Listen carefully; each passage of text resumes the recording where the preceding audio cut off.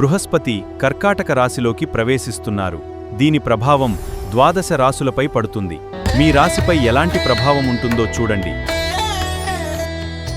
నమస్కారం. ఆర్బీఆర్ టీవీకి స్వాగతం. జ్యోతిష శాస్త్రంలో అత్యంత కీలకమైన గ్రహ మార్పులకు సమయం ఆసన్నమైంది. జూన్ 2వ తేదీ నుంచి గురువు అంటే బృహస్పతి కర్కాటక రాశిలోకి ప్రవేశిస్తున్నారు. అలాగే రాశులపై శనిగ్రహ ప్రభావం కూడా కీలక మార్పులను తీసుకురాబోతుంది. ఈ అరుదైన గ్రహ సంచారాల ప్రభావం మేషరాశి నుంచి మీనరాశి వరకు వారి జీవితాలపై ఎలా ఉండబోతోంది? ఎవరికి అదృష్టం కలిసొస్తుంది? ఎవరు జాగ్రత్తగా ఉండాలి? ఉద్యోగం, వ్యాపారం, ధనం, ఆరోగ్యం, వివాహం, కుటుంబం ఏ రాశి వారికి ఎలా ఉండబోతోంది? ఇలాంటి ఆసక్తికరమైన అంశాలని ఈరోజు తెలుసుకుందాం. మనతో పాటు జ్యోతిష్య కేసరి శ్రీ చిర్రావూరి అనంత శర్మ గారు మనతో ఉన్నారు. గురువు గారిని అడిగి మరిన్ని విషయాలు తెలుసుకుందాం. నమస్కారం గురువుగారు. గురుగారు, జూన్ 2వ తారీఖున గురుడు మనకి కర్కాటక రాశిలోకి వస్తున్నాడు. అయితే దానివల్ల తులారాశి వారికి ఎలాంటి ప్రభావం ఉంటుంది? వాళ్ళు చేసుకోవాల్సిన పరిహారాలు ఏంటి? తులారాశికి అధిపతి శుక్రుడు. ఈ శుక్రుడు యొక్క లక్షణము గురుడు యొక్క లక్షణము పరస్పర విరుద్ధమైనవి. ఆ కారణం చేత ఏదైతే విశేషమైన గౌరవం గుర్తింపు కావాలనుకునే లక్షణం శుక్రుడిలో ఉంటుందో, అంటే ఆకర్షణ అన్నమాట. గురుడేమో గౌరవానికి సంబంధించిన వాడు. ఆకర్షణ వేరు, గౌరవం వేరు. కాబట్టి ఈ ఆకర్షణకి గౌరవానికి ఉన్న పరస్పర భావ వైవిధ్యం ఏదైతే ఉందో అది కొంత ఇబ్బందిని కలిగించేదిగా ఉంటుంది. ఈ తులారాశి వారిని చూసినట్లయితే దశమంలోకి గురుడు వస్తూ ఉన్నాడు. ఈ దశమంలో గురుడు ఉన్నప్పుడు గౌరవం అనేది విశేషమైన లక్షణంగా మనం చెప్పుకోవచ్చు. ఈ గౌరవ స్థానంలో గురుడు ఉన్నప్పుడు ఏదైతే ఆకర్షణ కోరుకుంటున్నారో అది రాకపోయినా గౌరవం వస్తుంది. అయితే ఏ సినీ రంగంలోనూ ఉన్నవారికి ఆకర్షణ ప్రధానం గౌరవం కంటేను. ఎందుకంటే ఆకర్షణ వలననే సినీ రంగంలో ఉన్నవారికి ఆర్థిక ప్రగతి కానీ లేకపోతే ఇంకా అభివృద్ధి కానీ అనేది సహజంగా కనిపిస్తూ ఉంటుంది. కానీ గురుడిచ్చే గౌరవం ఏదైతే ఉందో దానివలన భవిష్యత్తుకు ఉపయోగపడే ఒక మార్గాన్ని ఏర్పరచుకోవడానికి ఇది బాగా ఉపయోగపడుతుంది అని చెప్పవచ్చు. అంటే భవిష్యత్ ప్రణాళికలను సిద్ధం చేసుకోవడానికి తగిన కృషిశీలత ఇప్పుడు పెంపొందించుకోవాల్సిన అవసరం ఉంది ఈ రాశి వారికి అని చెప్పవచ్చు అన్నమాట. ఆ తర్వాత ఈ రాశికి ద్వితీయ రాశి వృశ్చికం. ఈ ద్వితీయ రాశి పైన గురుని యొక్క దృష్టి ఉంది. ఆ దృష్టి ఉన్నందువలన పంచమ దృష్టితో గురుడు చూసేటప్పుడు అభివృద్ధిని బాగా ఇస్తాడు. వాక్కు విషయంలో ప్రధానంగా అంటే మాట విలువ పెరుగుతుంది, చేతిలో ఆడే డబ్బు పెరుగుతుంది, అవసరానికి కావాల్సిన ధనాన్ని మీరు పొందగలుగుతారు. ఇలాగా అభివృద్ధికి సంబంధించిన విషయాల్లో పూర్తి అనుకూలతను సాధించడానికి అవకాశాలు, మార్గాలు ఏర్పడతాయని మనం అర్థం చేసుకోవచ్చు. కాబట్టి ఈ పంచమ దృష్టితో ద్వితీయ స్థానమైన వృశ్చికాన్ని చూస్తూ ఉన్నందువలన వీరి యొక్క ఆర్థిక ప్రగతి బాగుంటుంది అని చెప్పుకోవచ్చు. అలాగే ఈ గత కాలంగా రావాల్సినవి ఏవైనా డబ్బులు ఉన్నట్లయితే ఎవరి దగ్గర నుంచైనా అవి కూడా వచ్చే అవకాశాలు ఏర్పడతాయి.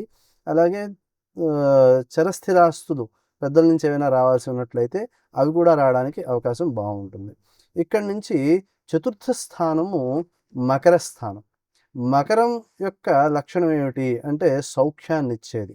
సప్తమ దృష్టితో గురుడు చూస్తూ ఉంటాడు కాబట్టి ఈ సౌఖ్యము అనేది విశేషంగా అభివృద్ధి చెందుతుందని చెప్పుకోవచ్చు. ఈ గృహ సంబంధమైన విషయాల్లోనూ అనుకూలత ఏర్పడుతుంది. స్థలాలు ఎవరైనా కొనుక్కుందాం అనుకుంటే దాని విషయంలో కూడా అనుకూలతను సాధించుకుంటారు. అయితే సప్తమ దృష్టి అనేది విశేషమైన దృష్టి కాదు కాబట్టి అందులోనూ ఈ అధిపతి శని, మకరానికి అధిపతి శని, ఇద్దరికి సమస్థితే ఉంది కాబట్టి అంటే మైత్రి చూసుకున్నట్లయితే విశేషమైన మైత్రి కాదు, అది సముడు ఇద్దరు ఒకరికొకళ్ళు.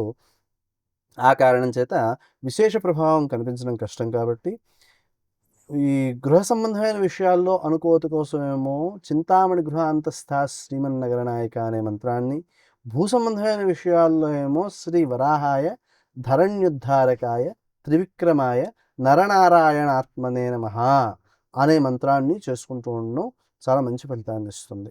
అలాగే ఈ మీనరాశి కనుక చూసినట్లయితే మీనరాశి పైన నవమ దృష్టి ఉంది గురునికి. ఈ మీనరాశి షష్ఠ రాశి అవుతుంది, అంటే ఈ 6వ రాశి అవుతుంది అన్నమాట తులారాశి వారికి.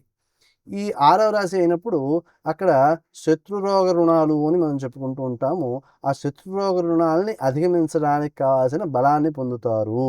అంటే శత్రువులు ఒకవేళ ఏమైనా ఇబ్బంది పెట్టడానికి ప్రయత్నం చేసినా మీరు దాన్ని అధిగమించడానికి చేసే ప్రయత్నం వలన గౌరవం కూడా సిద్ధిస్తుంది, విజయం కూడా సిద్ధిస్తుంది అని చెప్పుకోవచ్చు.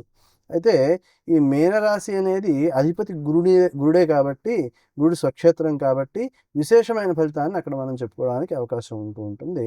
అలాగే గురుని యొక్క స్థితి చూసినట్లయితే ఈ రాశి వారికి దశమ స్థానంలో ఉన్నందువలన, అలాగే షష్టంలో కూడా బలం పెరుగుతూ ఉన్నందువలన, గురుని యొక్క దృష్టి వలన షష్టంలో బలం పెరుగుతూ ఉన్నందువలన విశేషంగా అభివృద్ధికి సంబంధించిన విషయాల్లో ఎవరైనా పోటీ పడినట్లయితే వీళ్ళు విజయం సాధించడానికి అవకాశం ఎక్కువగా ఉంటుంది.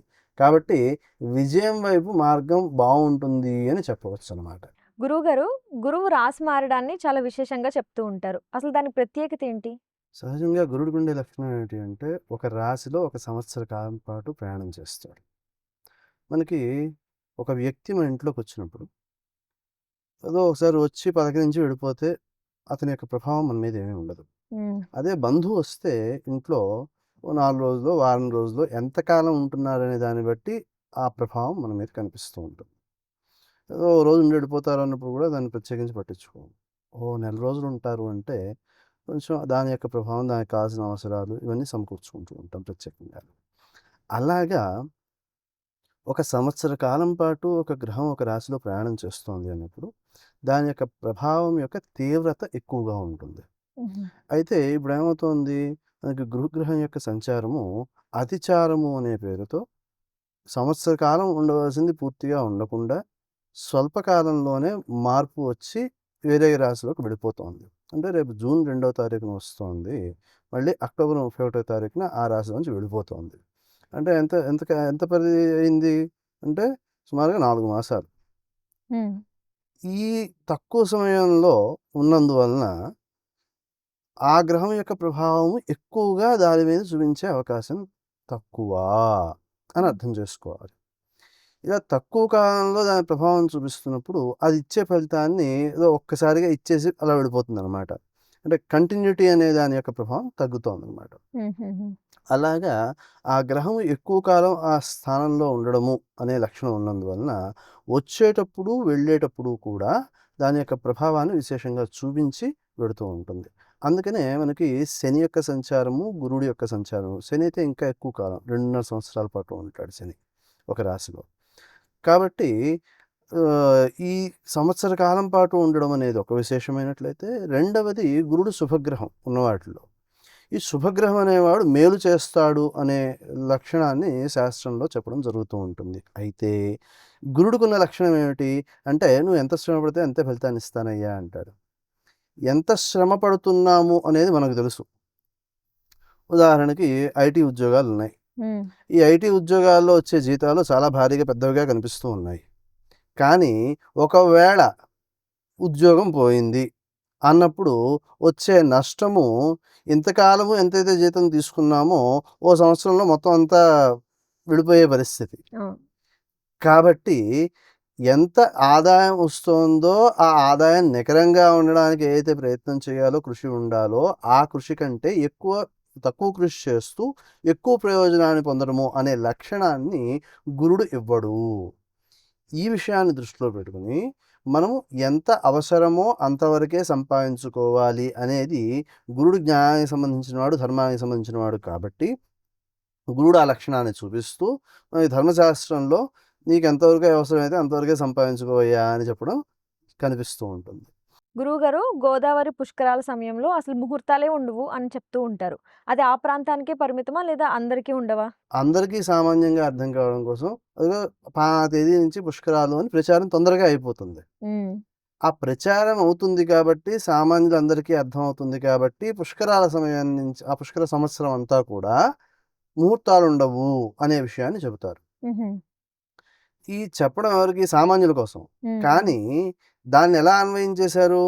గోదావరి పుష్కరాలు కదా, గోదావరి పుష్కరాలు అయితే మాకేమైంది, మేము కృష్ణా జిల్లా వాళ్ళము, మాకు పట్టింపు లేదు, ఆ సమయంలో మేము చేసేసుకోవచ్చు అని ఎవరికి సొంతానికి వాళ్ళు కొత్త విధానాన్ని అనుసరించడం ప్రారంభిస్తున్నారు. అయితే నిజానికి పుష్కర సంబంధం కాదు అక్కడ. ఒక రాశి నుంచి మరో రాశిలోకి ప్రవేశించినప్పుడు దానికి అనుబంధంగా వచ్చే, ఇప్పుడు మనకి కర్కాటకంలోకి యమునా పుష్కరాలు వస్తాయి. ఈ కర్కాటకంలో గురు ప్రవేశం వచ్చినప్పుడు, ఆ తర్వాత అక్టోబర్లో మళ్ళీ అక్కడి నుంచి మార్పు వచ్చినప్పుడు ఏమో మనకి గోదావరి పుష్కరం ప్రారంభం అవుతుంది. అయితే ఈ మార్పు అనేది మనకి పుష్కరానికి అనుబంధంగా వస్తున్నది కాదు. మార్పు వలన పుష్కరం వస్తోంది.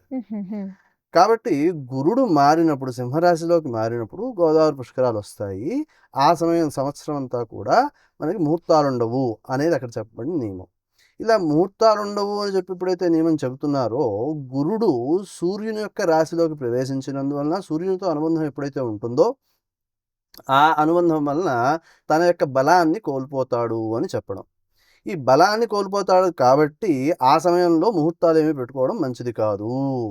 వివాహానికి సంబంధించిందే కాకుండా గృహప్రవేశము, సత్సంతానం కోసం పెట్టుకునే ముహూర్తాలు ఇవన్నీ కూడా ప్రధానమైనవే. మనకి ఈ గురుడు యొక్క సంచారం తీసుకున్నప్పుడు రవిలో తీసుకున్నప్పుడు మామూలుగా ఆ సంవత్సర కాలం కనీసం సంతానం కోసం ముహూర్తం పెట్టుకోవడం కూడా పనికిరాదు అని చెబుతాం. గురువుగారు, తులారాశికి సంబంధించి చాలా చక్కటి విషయాల్ని తెలియజేసినందుకు ధన్యవాదాలు. చూసారుగా, చుర్రావూరి అనంత శర్మ గారు గ్రహాల మార్పు గురించి చాలా చక్కగా వివరించారు. అలాగే మేషరాశి నుంచి మీనరాశి వరకు ప్లేలిస్ట్లో వీడియోలు మీకోసం ఉంచాం. వాటిని చూడండి. మరిన్ని ఆధ్యాత్మిక విషయాల కోసం ఆర్వీఆర్ టీవీని సబ్స్క్రైబ్ చేసుకోండి. నమస్కారం.